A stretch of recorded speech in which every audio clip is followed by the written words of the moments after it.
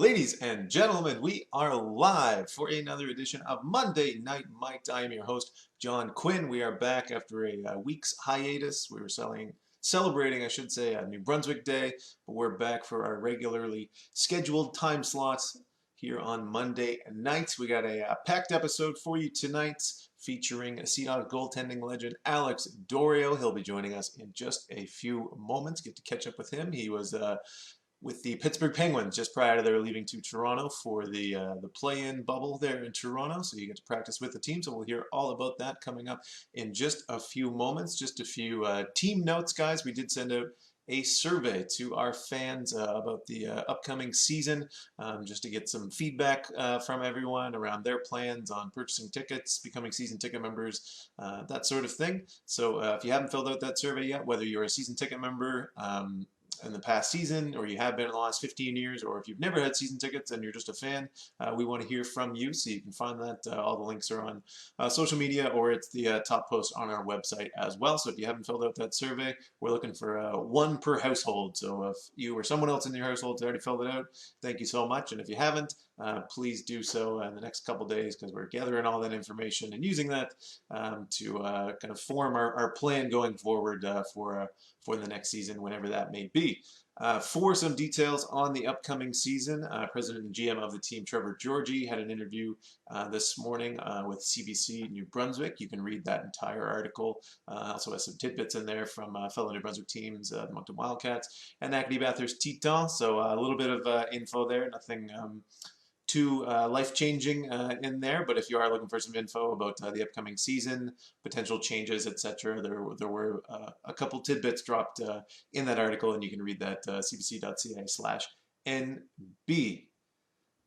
Other than that, the play-in is well underway. Matthew Highmore was on the show 2 weeks ago. I'd like to think that we gave him the good luck rub.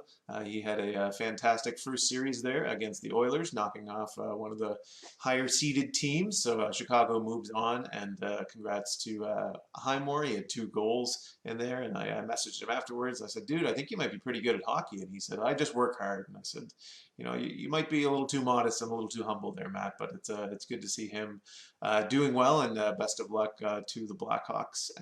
Fellow alumni Charlie Coyle with the Bruins. They finished with the lowest seed, I believe, out of the top 4 teams that were playing for seeds instead of the play-in. So good luck to Charlie as well as they go into the next round.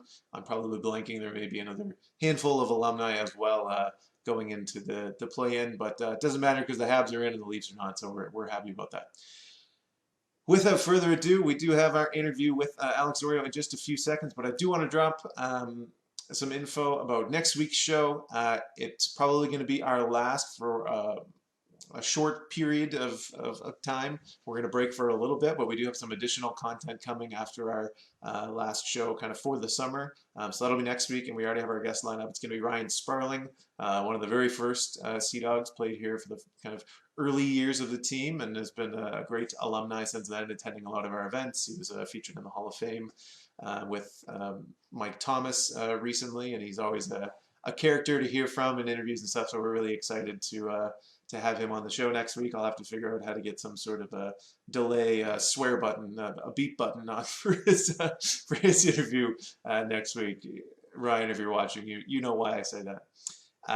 So that's going to be our last show, and then we'll take a small hiatus, but there is going to be some other content sort of taking over for Monday Night Mike for a 2 or 3 week span, and then we'll kind of reassess this show and this sort of content as we move forward. And see if there's still some room for maybe some shorter editions with current players, and get some feedback on team, go through highlights, have a sort of Sports Center type show on Monday nights, just kind of recapping the week that was in Sea Dogs land. So all good stuff to look forward to. And again, guys, we want your feedback. Reach out to us on social media. You can find us at all of the usual spots at SJ Sea Dogs, Facebook, Instagram, Twitter, or drop by our website or send us an email, info@sjcdogs.com, where you can hit me up personally with any questions, feedback, or people that you'd like to see on upcoming editions. I think that's about it. So without further ado, we will get to our interview with Alex Dorio if he's ready. Alex.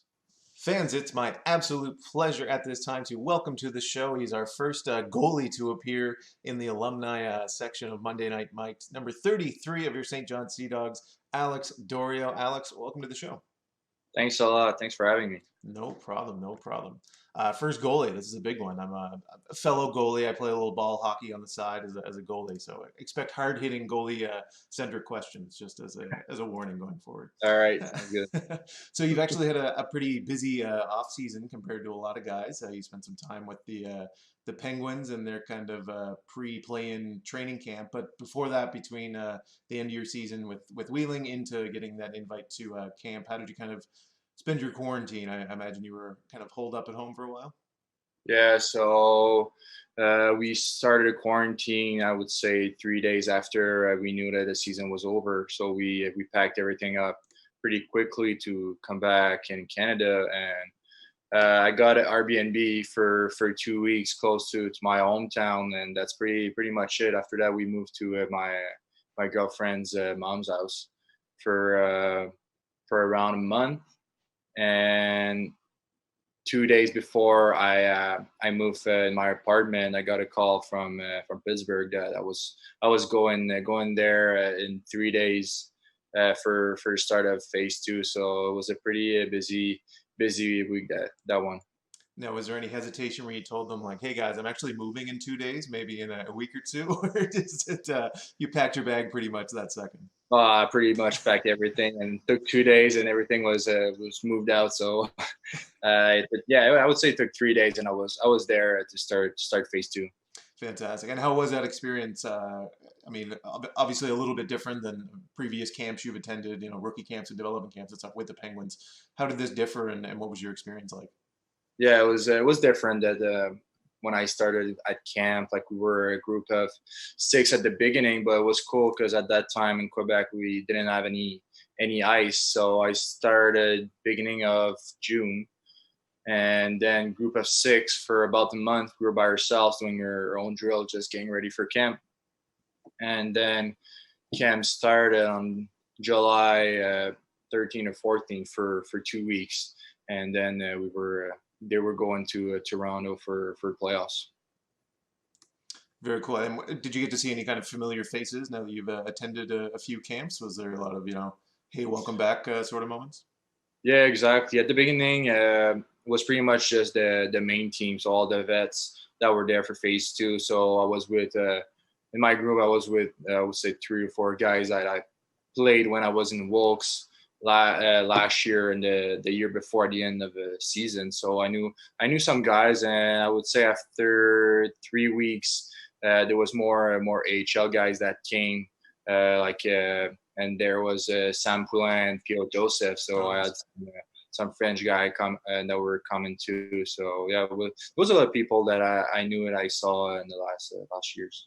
Like you said, in Quebec, there was no ice. Was there a fear of you're showing up sort of rusty after the off season? You have to play against, the Sidney Crosbys and Evgeny Malkins Well, yeah, of the world. Was that pretty first nerve wracking? practice. Yeah, first practice was horrible.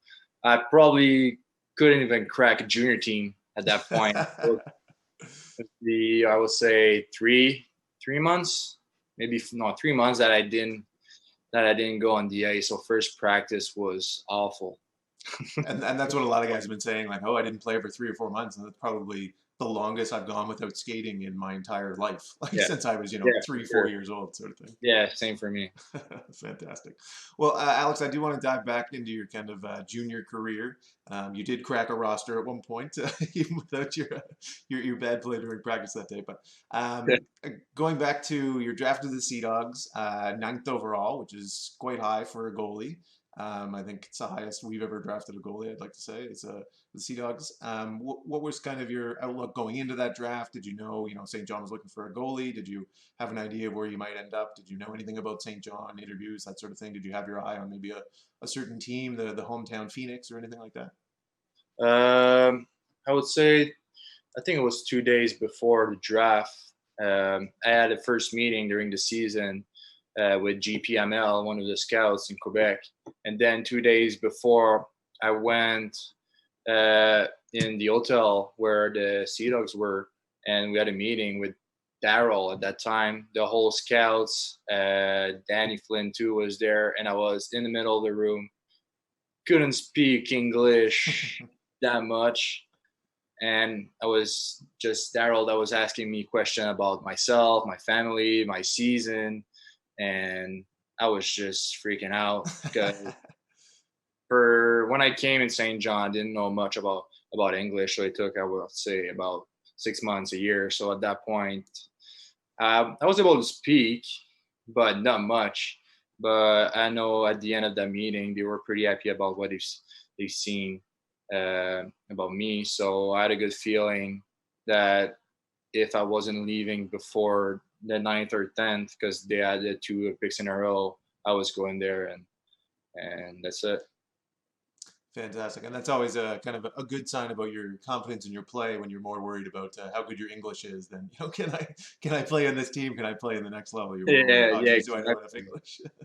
Yeah, and the draft was in my hometown too, so that was pretty special. Being with all my friends, my family. I had a lot of people that were there in that day, so it was a special day too. Oh, that's fantastic.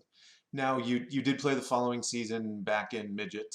Was that expected? Did you kind of go into that season knowing like, okay, I got another season to kind of retool, or did you expect to make the team at a camp? What were sort of your expectations that summer and then leading into the kind of first camp with the team?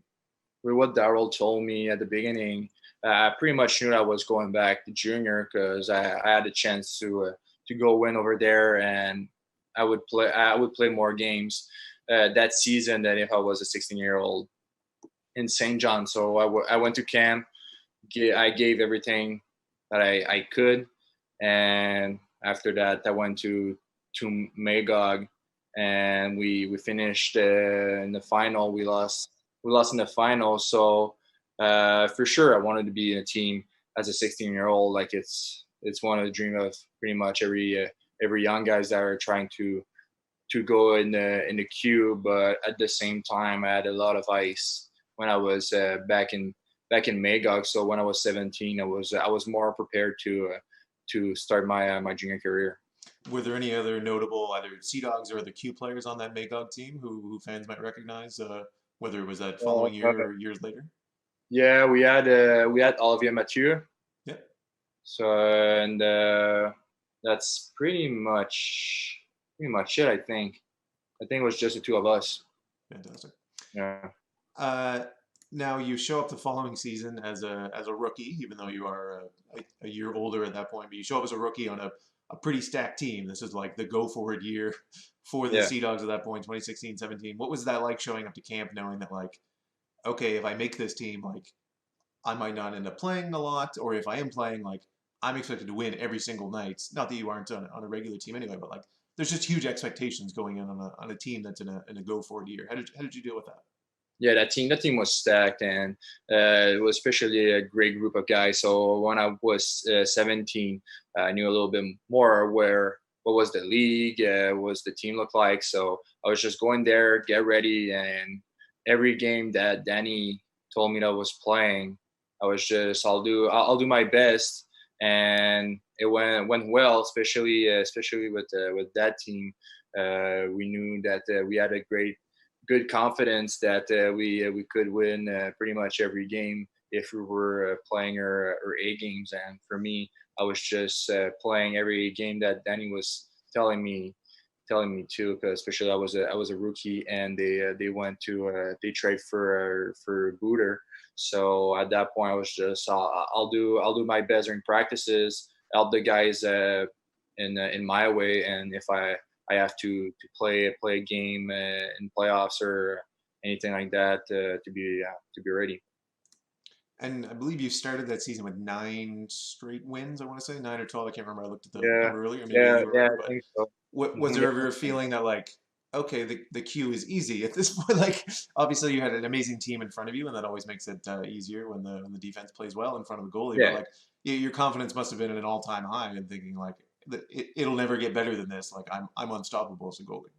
yeah. The confidence was there, especially with the decor that we had that year. I knew that I could help the team, but if I didn't have a great night or I wasn't feeling for it, the team was there for me too. So it was a good give and go for both of like for me and for the whole team. So I think overall, I had a great beginning of the season, and I just built on that for the rest of it.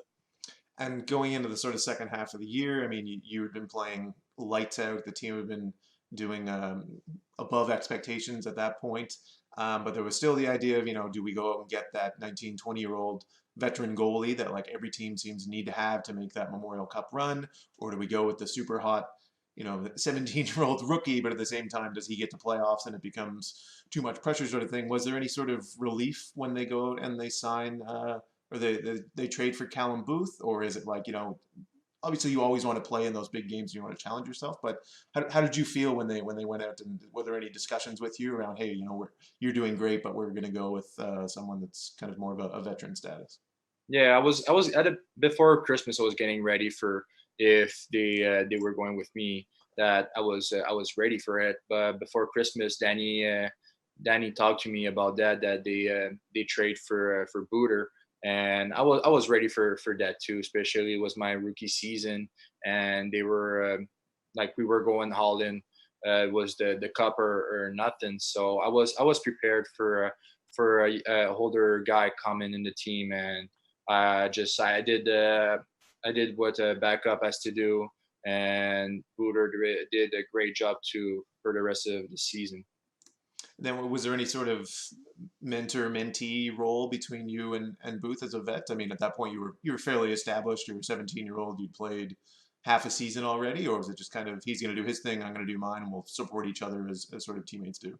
Well, we really supported each other. We had a great chemistry with me and him. So when it wasn't going well or when I was playing, he was cheering for me, and for the whole playoffs, I was cheering for him.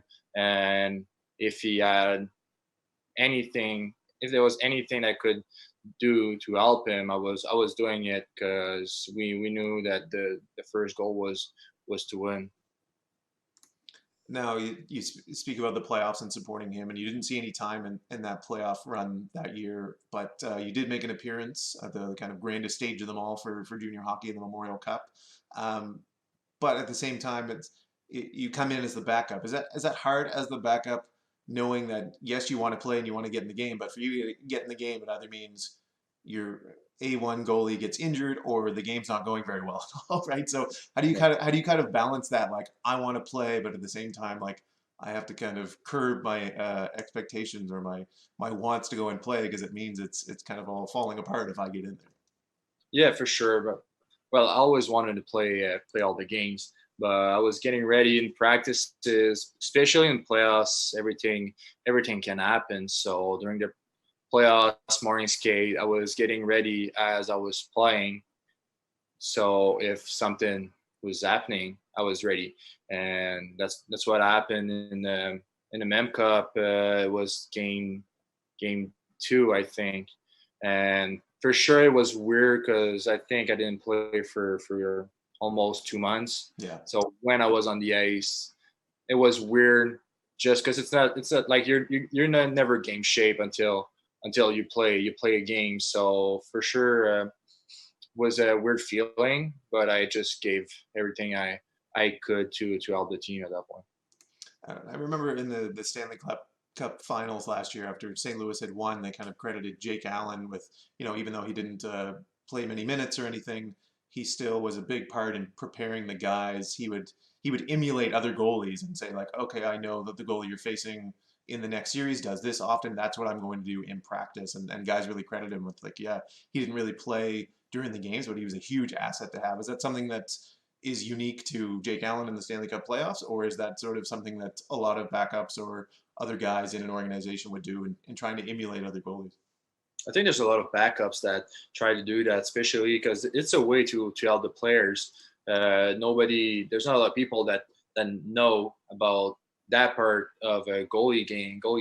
But I think there's a lot of backup goaltender that are doing that, and that's a way to help the team growing up and be ready for playoffs. Now, is it harder for you to emulate other goalies because you're a right-handed glove? Yeah, it was that was pretty hard, but just like the guys really like to do rebound games or battle games at the end of the practice. So it was just me battling there and helping the guys for about rebounds or about just them battling for that puck. So I think at one point it helped them. Going back to that Memorial Cup game, didn't go the way anyone wanted, and I'm sure you weren't, super happy with your performance stat wise. But a lot of people looked at that game and saw the way that you battled and tried to keep us in it and fought back, even though there was goals allowed, and but you stayed in the game. And a lot of people pointed to that as one of the reasons that you end up getting signed with Pittsburgh later on that year. Did you get that message from Pittsburgh that they pointed to that game specifically and said, like, we love the way that you battled? Or was it more kind of the body of work that they looked at your entire season, the start of the year and the kind of run you had in that first half of the year? I knew that the scout from Quebec liked me and came to see me a lot during the season. And at one point during that game, I think there was more than him. There was 3 or 4 scouts that were there, and they liked what they saw about my game, about my fighting game. So when they invited me at their camp, they told me about that, and they told me to do the same thing, just keep battling, and that's what they liked about me. So that's what I did during the dev camp. So they invited me to the rookie camp and did the same and went well. So after the tournament, they wanted to sign me to not losing me at the next draft. And now, growing up with Pittsburgh, your team, and you don't have to lie, it's fine. They're not watching, I promise. But who was your team growing up? And I mean, Pittsburgh is a huge team, and so many cups recently, and traditions, and the amazing players that have gone through there. But who was your team growing up? Yeah, well, I watched Pittsburgh a little bit when I was younger, especially with Fleury and Ned. But my team growing up was Montreal. Good I answer. was and I'm still a huge fan of Price, of what he's capable of doing, how how relaxed he is, and how his technique is incredible compared to a lot of goalies. So I was a big Montreal fan because of that. You mentioned Price and Fleury. Were those two the kind of two idols growing up, or were there other guys as well? Yeah, pretty much. There was 2 of them. Price more for technique and the calm, and Fleury was more the how athletic he was on the ice and how much he was battling for every puck to make sure that he was able to save it. Now, something we do on this show is we dive into the record books and see if you have any records in the queue or with the Sea Dogs during your time here. Going back was funny. I looked and you actually only ended up playing 2.5 seasons, but it felt like in knowing you that you were here for 5 years. It felt like you were just a part of the team for so many years. And I went back. I was like, oh, Yeah, he actually only played like parts of 2.5 that's seasons.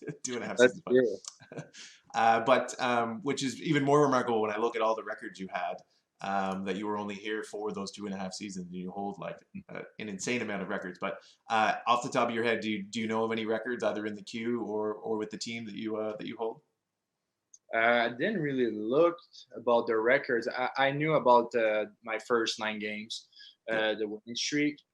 I think I have maybe point by a goalie or something Yep. like that. Yeah. Yeah. So Sea Dogs records. You actually hold 20 regular season records with the team. Most points by a goalie in your career with 6, and then points by a goalie in a season with 4, which is pretty ridiculous. You ever think about switching to a I forward knew or? about that one because I was making fun with a lot of guys about that. But for the rest, I don't know about them. So that there was a couple more rookie ones. Save percentage by a rookie in a season, 903. Wins by a rookie with 19. And then your second all time on the team for shots faced in your career, which is crazy that you were only here for 2.5 seasons. And that kind of goes to show just how bad the team was the year and a half after we won the cup and how many shots we were facing. But yeah, 3,242 shots faced in your career with the Seahawks. But you do hold, and I'm glad we got to the good ones first, but you do hold a record in the QMJHL all-time record. Any idea what that record is? All time. Yep, all time. 51 years of the Q, and you hold a record. I don't know, but I don't think it's a It's pretty not. good one. It's not a good one. No, it's not a good one. Most overtime losses by a goalie in one season. How many? Seven. 7. Seven. I didn't know that at all. I mean, Well, you can take credit for maybe two of them. The other five we can put on your teammates, but yeah, but that's great. I'll be able to tell that I have a record in yeah, the whole league. exactly. 51 years, yeah, you're number one all time. And Yeah, then you are seventh all time as well, best goals against by a rookie in one season. So that one you could probably lead with that one and then talk about. Well, yeah, I do also hold one record, that's good. we've kind of led into the following seasons after that, the Cup run of the Memorial Cup. 2017-18, the team goes through a complete revamp. You're one of five players that returns after that Cup run. How tough was that going through a season where you lose, not only is it 20 good players, but they're 20 of your good friends. I mean, you kind of went to war with them. You guys won, and now there's 20 guys that are gone, and now it's sort of Alex Dorio's team. Yeah, that was really weird because when I came, it was their last year, and I came as a 17 as a rookie, so it was my first season, and then 18, the whole team changed because we lost what 20 guys you said. Yeah, Three 20 yeah, plus, yeah. 20 guys. So it was completely the opposite. And I had legit the opposite. So first season didn't have much shot. We had a great team, great decor, and then the season after I received a ton of shots. The team was younger. We were in a rebuild. So for me, there was a big contrast between those seasons. But I learned a lot, and that really helped me to become the goalie now that I am because I had both experiences. And is it odd as well to kind of come in and have to fill a leadership and a veteran role as one of those returning players, and you're 18 now, and I mean the team had I think 35 16-year-olds on it at one point, but Yeah. what was it weird being a vet as a goalie? I mean, goalies aren't typically kind of the team leader, and maybe they are. I'm not too familiar with how the dynamic of a locker room works, but was that odd at all, kind of being in that older role? It wasn't that weird because uh, my first season we had great veterans, great leaders. So I learned a lot from them. So when it was my turn to be the leader of the team, I was ready. I was ready for it. Now, the following season, you play the first half in St. John, and then it comes with the Christmas trade period, and you end up being traded to Baie-Comeau. Did you kind of know entering that season that there was a good chance, at that point, you're more or less the most sought after sort of quote unquote free agent in terms of, we're not going to make a playoff push, most likely. You're the best goalie available. Did you have an inkling at the start of the season that, I'm probably going to get traded? At the beginning, I didn't really think about it. Um, I was thinking about all the young guys that were coming in the team just to be a good leader to show them what the league was looking like, and more that the Christmas was coming, more that everybody was talking about trades. So I didn't really knew what to expect at that point, and when it happened, it was a weird moment because I was I was sad to leave the team because I had so much thing that happened in St. John and in the organization. But at the same point, I was going to a team that tried to win the cup, so it was a weird feeling. But at the beginning of the season, I wasn't really thinking about that. Now, one of my favorite moments of that second half of the season, shortly after getting traded to Baie-Comeau, you end up coming back to St. John and playing a game, and it goes to we had a puck drop. I can't remember what the reason for the Yeah. puck drop was. It was pretty normal occurrence at the TD station to have a puck drop, but you end up, and I'll pull up the photo here. You end up taking the puck drop, and not only is I don't believe it was planned. All of a sudden, you just kind of pushed a guy aside and said, "No, no, no. I'm going to take this one. Was that planned on your end prior to the game? Did you let the guys know, or did you just kind of in the moment say, you know what, screw this. I've always wanted to take a puck drop here. I'm No, taking the puck drop. yeah, not at all. Not at the beginning. I think I realized that I want to take it because when they said that the puck drop was happening, all the team looked at me. So I was like, well, I can do it for sure. I wanted to do it, and the captain just like made me a sign like go for it. So I took it, and it was pretty awesome to come back to the Arbor Station at that point where it was weird at the same time because I was on the other side. So I was playing there for 2.5 years on one side, and then coming back against them in that rink, and I still had my blue pads, Yeah, you my still have the blue pads. at that point. So it was a weird feeling to be on the other side, but at the same point, the fans were incredible before the game when the video appeared. So I was very happy to have the chance to come back in St. John before I was finishing my junior career. Now, I'm the one who made the video you're referring to beforehand, and I remember being told by someone higher up in the organization, like, make sure it's sort of it's a touching one that's going to pull at his heartstrings, so that way it'll throw him off his game before, because there was crucial points on the line. It was like, Oh if it ends yeah, up being longer, or, a sad song, that's fine.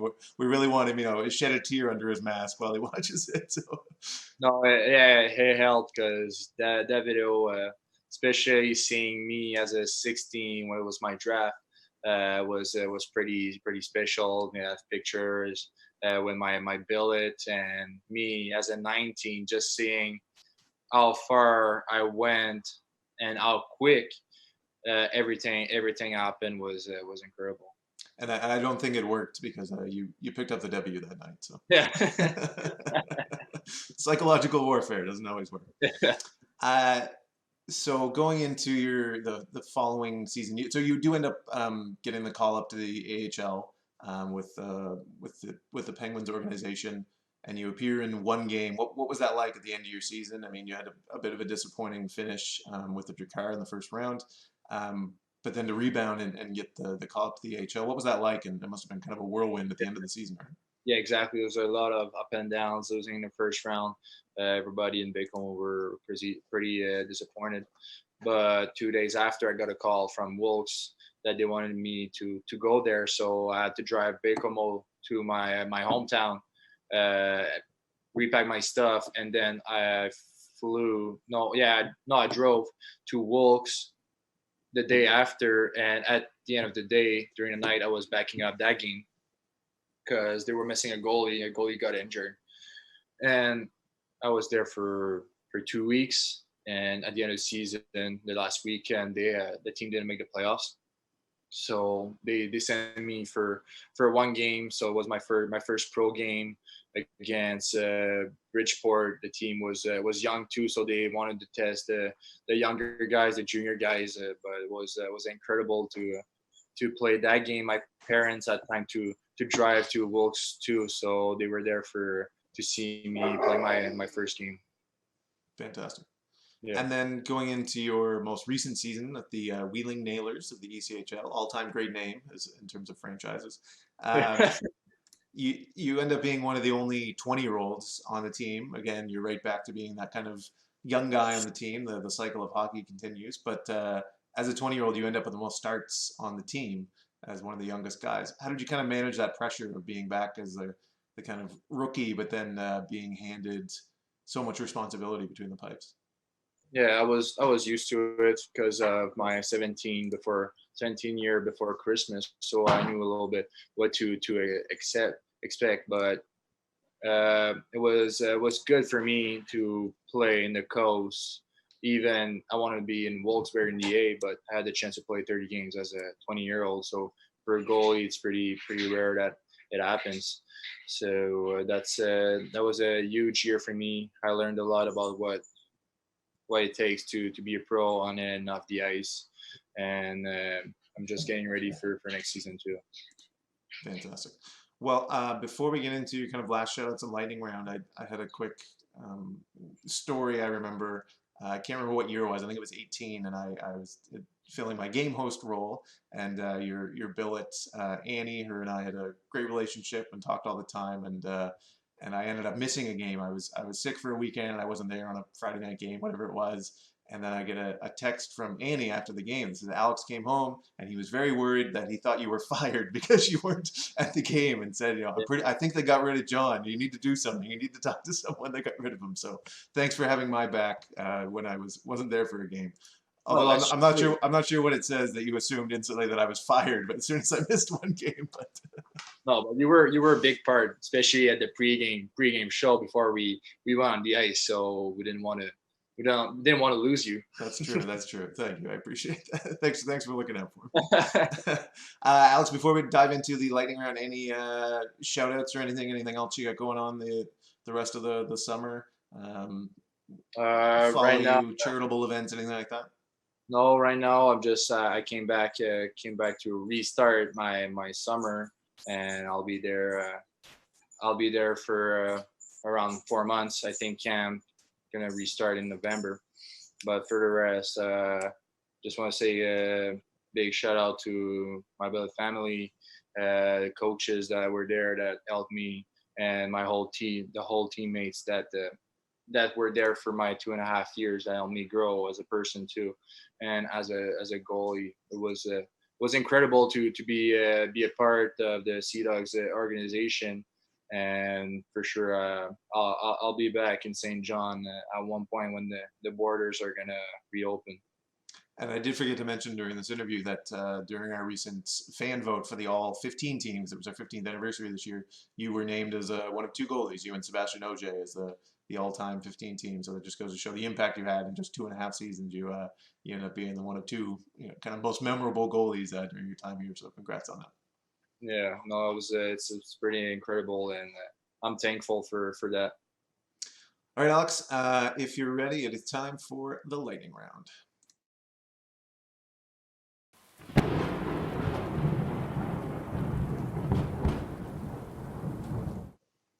Okay, 10 questions here, each one harder than the last. We're looking for honesty is the most important, and speed would be the second most important. No one really cares about speed after like the third or fourth question. It just becomes another interview.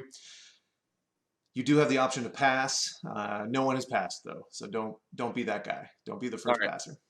all right. Number one, it's the humble test. Usually we ask players how many points they had in their Q career, but you're a goalie, so we're going to ask you how many wins did you have in your Q career? How many wins? I would say 31.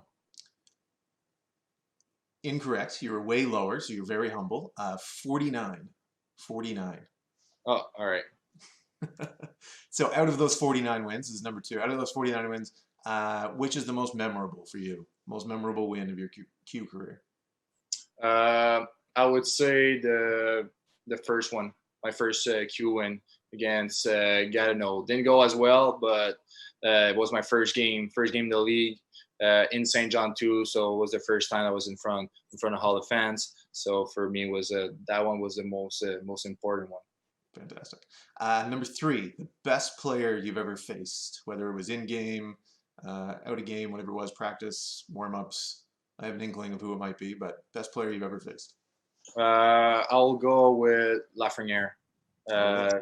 Yeah, especially I think it was my 18 year when they came to St. John, and I was doing well. Didn't have a goal, and then last 5 minutes got a hat trick. I was like, oh, that guy is something special. Fantastic. I believe the draft lottery is going on right now. Number four, you're a resident of Wheeling, West Virginia now with the Nailers. Your favorite thing to do in Wheeling? Be the spokesperson for Wheeling right now. What should a visitor do? Not much. Walk Walk. is pretty much it. There's not much to do in Wheeling. Uh, Pittsburgh is 50 minutes away, so that's what's nice. There's a Top Golf there, so the team we're going there a lot. But in Wheeling, West Virginia, there's not much to do. Not much. So make the trek to Pittsburgh for Top Golf. Yeah, exactly. Number five, during your time with the Sea Dogs, who was the guy you always had his number, whether it was practice or warm up before the game? This guy couldn't score on you. Whose number did you always have? Boy. Uh, This is great because you can say anyone you want, and I just have to agree with it. So you can really dig the nails into someone if you want right now. yeah, I would say Gautier. We were It was a lot of competition, but good in a good way Hmm. with each other, and he wanted to improve himself. And same thing for me. So during practices or the rebound games, me and him were a lot after each other. He really wanted to score me, and I wanted to save him. And some I would say it was pretty even, but I think I got the edge a little bit. Got the best of them. Well, those will be good matchups, Rangers Penguins, and down the road. We'll Yeah, look for that matchup again. yeah. Number six, this one comes from Annie. She sent me a list of questions to be able to ask you here during this. She knows you quite well during your time here as your billet mom. How many paninis did you crush during your time in St. John? Wow, way too much. Way too many. Way too much. They were so good. That was yeah. I think it was one or two before game days. So I don't even know how many, I but think I think he had it was 98 starts, so we're looking at yeah, geez, exactly. north of 200 paninis. Yeah, there's way too much things that I ate.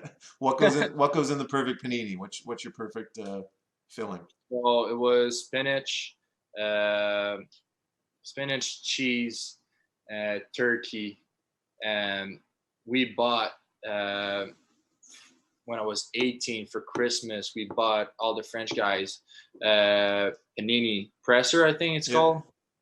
We bought that to Annie. So after that, there was just way more paninis for all the French guys that are in during school. I don't know how much of a gift that is. It's Yeah, getting your wife a vacuum cleaner for Christmas or something. It's like, here, Annie, we got you a nice panini press so you can make us more sandwiches. Uh, we established earlier on you're a right-handed goalie. How often did you open up your new gear and it was wrong? How many times did it ever in your career? Like the stick was the wrong way, the glove was the wrong way, they set your gear and it was just wrong. gloves gloves were fine. Never had problems with that. My stick, when I was 18, I received Warrior sending me some sticks, and the paint was on the opposite side, so they just didn't change the paint. It was a paint for a lefty. Oh, okay, okay. It was full right. I had the back of the stick in my front, and my back was the front of the stick because they didn't have, I don't know what they did. They just didn't have anything to do for full right. So that's the only time that something happened with my gear because I'm on the other side. Fantastic. Number eight, I asked this question to pretty much everyone. We've got some good ones so far. Your recurring hockey nightmare. So the dream you have, whether it's before the season starts, before a big game, middle of the summer, doesn't matter. You can't get your pads on right. You can't find your helmet. The door's locked to the arena. What's the recurring nightmare you have? Can't save a puck. Can't save Doing the puck. everything I can, just too slow. Can't save a puck. So that's the worst. Yeah, that's the worst nightmare about hockey that I have, and doesn't happen that often. But yeah, I just go on the ice, can't move, so everything goes in. So the day after, you don't feel good about yourself. No, no, you wake up in a cold sweat. Yeah, Number nine, goalies get a bad rap for being the weird guys on the team. Um, what would you say is your weirdest goalie quirk? The weirdest sort of goalie thing that you do? I don't think it's weird. It's just having the same routine every game day. It's pretty much the same thing. That's how I was feeling confident doing the same thing, and I knew that if I was doing that mentally, I was just feeling better, and then I was ready to go on the ice. But I don't think maybe you should ask Annie. Maybe she knows, because for me, it's she not weird. she Maybe for point. other people, I, I remember she pointed out whenever the rush was coming your way, you would bang both posts really quick. yeah, just to make sure that I was in the middle of my net. Yeah, yeah. So just do that quick every time that the play is coming at me.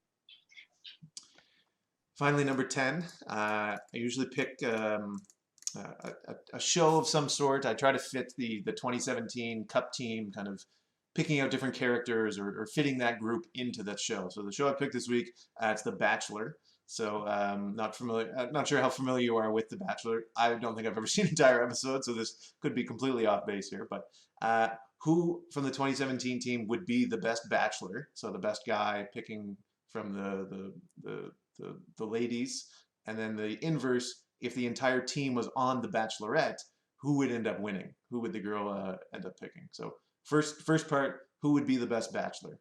Who would be the best guy to have on the show? Uh, think about that. And feel free to say yourself. Thank you. I would say Boko. Boko would win. Boko Boko would win if the whole team was on The Bachelorette. Okay. I think Boko would win. And would he be the best Bachelor as well? A good Bachelor. I don't know. You're gonna get a guy with a long-term girlfriend in a lot of trouble here. Nate Noel. Nathan Noel. Yeah, would be a good show for Bachelor. Yeah, I think I would pick Nate for the best one to go at the Bachelor and Bo to win. Bogo to win. It's funny during this is I think episode 17. Nathan Noel has been picked as the answer for the majority of every question that's been asked for the 2017 Cup team. I think as a rule, we'll just never have him on the show so he can never defend himself for all of these ridiculous answers that people fill him in for. But Highmore definitely aired some of his dirty laundry about Nathan Noel last week as well. So, but all in good fun. Fantastic answers, Alex. I expected nothing less. We'll give you a 9. We'll do it in a Sabres at 0.0 or 0.903 was your score there. Matches your rookie score from 2017. So that's fantastic job. Alex, it's been an absolute pleasure catching up with you. As I said, I'm a goalie in the loosest sense of the term. So yeah, you were always a player that stuck out during your time with St. John, and you were always an absolute pleasure to watch. And I've been having fun keeping tabs on your career since you left St. John. Any last words before we send you packing? Thanks for having me. It was incredible, and once again, thanks to all the fans to be there for the team. I know that this team is growing up, and there's something big that's gonna happen. I don't know if it's gonna be this year or next year, but I really feel that maybe there's gonna be another cup soon coming in St. John. Fantastic. We feel the same way as well. Well, thank you, Alex, and take care and good luck in the next season. Thanks a lot, you too. That was Alex Dorio, number 33 of your St. John Sea Dogs. Great to catch up with him. He seems to be doing excellently, and we expected nothing less after his performance during his 2.5 years with the Sea Dogs. Guys, just before the show started, I checked, and Alexis Lafreniere looks like he's going to be a New York Ranger if everything goes correctly. And the Rangers do end up picking up first overall, but they win the draft lottery. So early exit for them. They don't make it into the playoffs. They drop the play into the Hurricanes, but they get the consolation prize of winning the draft lottery. So a Q star is most likely on his way to New York. As I mentioned before, next week will be kind of our last episode for a little bit. We'll take a little bit of a hiatus as we figure out what's going on. Moving forward, we do have some other content lined up, though, for you guys after next week. But next week, Ryan Sparling will be on the show, one of the earliest of the Sea Dogs. Great alumni and great storyteller as well. So I'm very excited to hear the things, the PG-13 stories, at least, that Ryan Sparling has to share.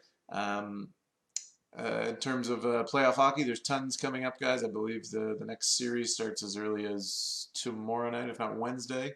Who knows? If you're getting information from me, it's not the most reliable always, but still some great series to come. Good luck to Matthew Highmore, Charlie Coyle, and any other Sea Dogs alumni I may have missed. I'm sure there's one big one that everyone will let me know in the comments. Matt Gould, one of our guests, current Sea Dog, Matt Gould, gave his picks on the show here a couple weeks ago, and he ended up going 4 for 4 and 4, so 4 right, 4 wrong in the play-in. So he's batting 500 on picks. So if you want to hit him up for picks in the next round, maybe you can find him on Twitter if you don't mind going 500. Whether that's good or bad, I'm not sure.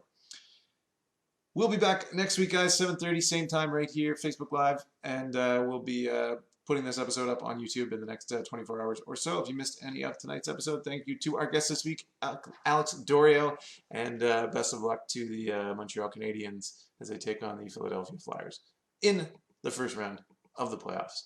We will see you next week.